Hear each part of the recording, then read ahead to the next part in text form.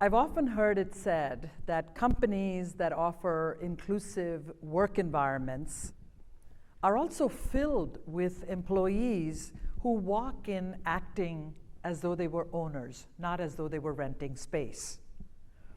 Imagine working for an organization where every employee, irrespective of their rank and title, their gender, their ethnicity, their age, their sexual orientation, their abilities or disabilities, their immigration status, and every other dimension of diversity would walk in feeling empowered to be able to create the best solutions for challenges and issues they saw in the workplace, big or small.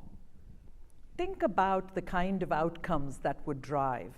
Think about the kind of company that could be, where everyone feels like I have a voice. In the 1980s and 90s, there was one such company, and it was recognized as one of the most admired companies in the world. Yes, that company was Merck. I'd like to tell you a story of a young man who was about 31 years old. He was MBA credentialed, he was a finance professional, and he worked at the office of the CFO at Merck. Smart, analytical, deeply passionate about his work, and he was really dedicated to helping Merck make the most prudent financial decisions so that they would be responsible for showcasing the impact of their incredible research division. Merck used to come up with some of the most innovative, creative pharmaceutical products in the world at that time. In 1992, he was given a challenge. The challenge was he was asked to analyze the viability of building a new facility to manufacture a drug that was called Mustrogen. If you're not familiar with that drug, it was, seemingly an ordinary one, but it was a miracle drug when it was first found. Very potent, and the first chemotherapy drug that was ever invented. The first one was produced as a byproduct of, yes, you guessed it, mustard gas. In World War I, this mustard gas rained down in the foxholes where the soldiers were trying to fight this war, and it caused terrible, terrible side effects. Long-term health issues, blindness, many died. But in the midst of this horror, scientists discovered something really interesting, an application that they could have never guessed. Mustard gas in very, very small controlled doses could cause mutations in your bone marrow. It suppressed your immune system. And guess what? It could arrest certain kinds of cancer. For those of you that have ever read John Gunther's Death Be Not Proud, he actually writes about this drug because that's the drug his son Johnny Gunther got. What was interesting was since the 40s, this product, Mustrogen, that came from mustard gas, was really a frontline chemotherapy treatment, and Merck and Company produced it. Although newer therapies were emerging, they still continued to produce Mustrogen because it was very often the last choice that was available to certain kinds of recurrent cancers. Because it was so toxic, the facilities in which they manufactured this drug had to be refurbished every few years. Can you imagine? It was so toxic that it would corrode all the equipment, just, completely making it untenable to continue using it.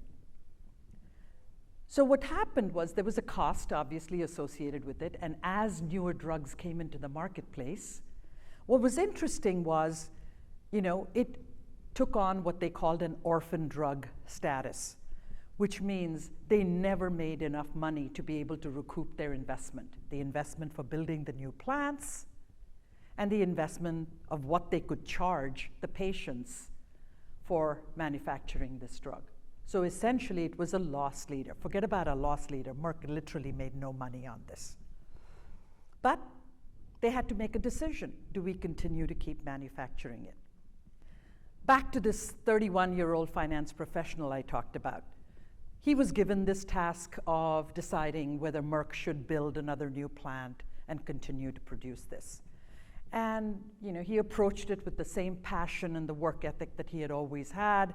And what was interesting about it was he did all the financial analysis, and he came up and figured out there was really no way Merck should actually be manufacturing this drug. So if that was what he was going to take to his leadership and board, the answer would be, let's shut it down. That's it. Don't build a new plant. But guess what? He really thought about it a little bit differently. So he said, this is not part of what I learned in business school. This isn't how I was taught to think about financial analysis. He actually added a layer of analysis that was quite unique and quite innovative. It wasn't just about the dollars and cents. He went back to the last time the plant had been refurbished, and he looked at the time gap between that last refurbishment and 1992, and he went back and looked at the analysis to see how many lives had been saved. How many people had taken the drug and survived long enough to either get at the next level of chemotherapy or just survived. So he began to quantify the benefit in human lives. And this was really a very different way of looking at the issue. Let's stop and think about it for a moment. We make decisions mostly based, especially the industry that I came from, originally financial services, you make decisions based on the cost-benefit analysis of here's what it costs, here's what I make, and this is the gap. So the profound question here was, let's go beyond that and look at the human lives and the impact beyond just the financial costs. Merck's leadership now had a really pivotal decision to make. So he took this analysis, he presented it to the leadership, and he presented it to the board. And guess what? This was a company that had a soul. This was a company that had always thought about corporate social responsibility differently, even in those years in the 80s and 90s. So let's think about that. So the decision that board made was a testament to continuing to refurbish that plant and to building the production unit needed to manufacture this drug. And it was a testament to their commitment to corporate social responsibility, but also about something that they had always believed in. For those of you that were aware, in the 80s, Merck had a drug called ivermectin. In fact, your pets probably still get it. And they found a side benefit of this drug was that it cured a disease called river blindness, which is a disease that affected the skin's eyes. It was some kind of worm that came up through the bottom of your feet, very common in Africa and parts of South America. And there were two scientists, William Campbell and Satoshi Omura. They were actually awarded the 2015 Nobel Prize for Medicine and Psychology, simply because they had really figured out another use for it, and essentially it eradicated river blindness in Africa and in South America. And what was interesting was the positive impact was that it helped 200 million humans. And if you go to the Merck headquarters, you will see that the grateful nations had donated a statue of an elderly grandfather with a stick that he was holding, being led by his young grandson, because that's what the villages were filled with. It was filled with older blind people being led around by younger people in the village. And thanks to Merck, the caption there says something like, "This is no longer a reality in the world," which is remarkable. So the notion of responsible citizenship was not new to Merck. Now let me bring the story a little closer to home. 8 years later, in the year 2000, I was diagnosed with my second bout with Hodgkin's lymphoma. If anyone's faced a serious illness, any kind of cancer, you know that so much uncertainty, fear, a complete sense of helplessness when you go on this journey. So the first time I was treated with, for a chemotherapy cocktail with 4 drugs, state of the art, cutting edge, amazing. Sadly, it didn't work. So they had to go back to an older version that included mustrogen. Now remember, it's 8 years later. And so I got on the second cocktail, and as grateful as I was to be receiving it, I received the drug every other week for 8 months.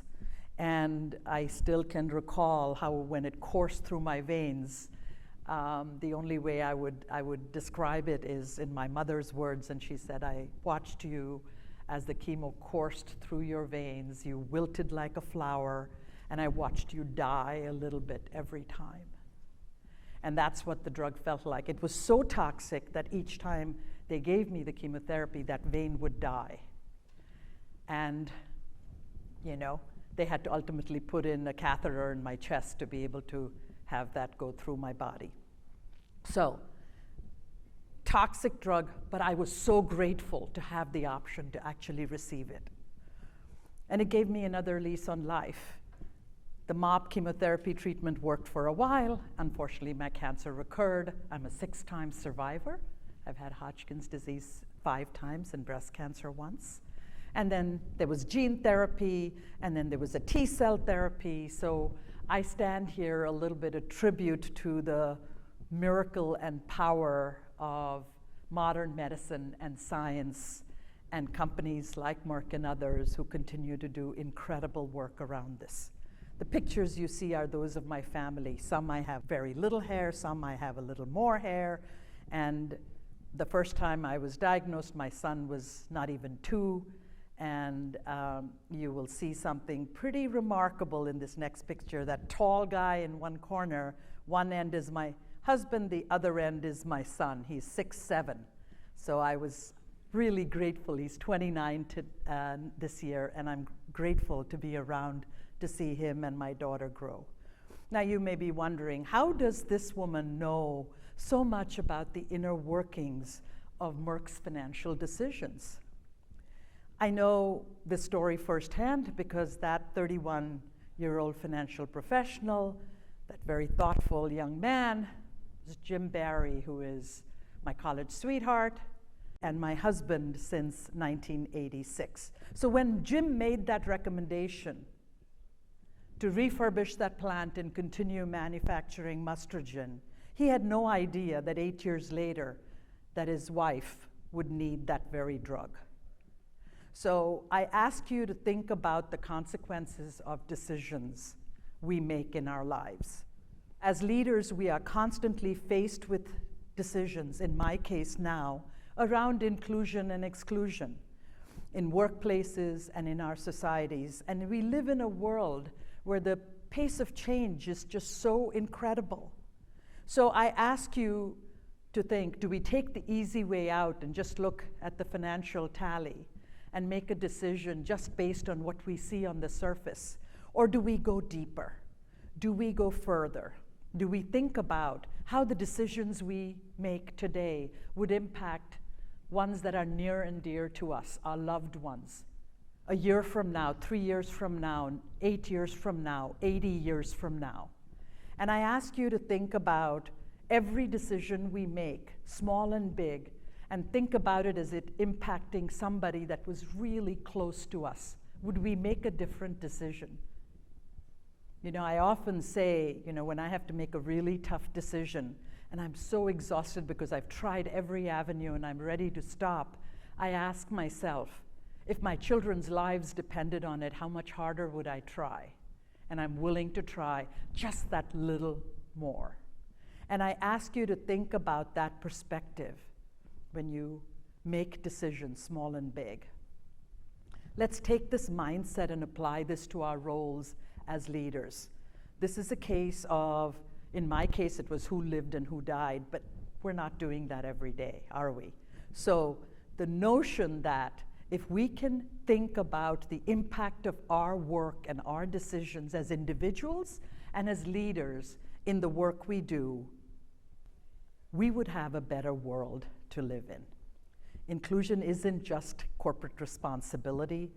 It is each of our roles, obligations, and opportunities to try and do just that little bit more, to care just a little bit more, so we can create a world that we can all be proud of being a part of. Thank you.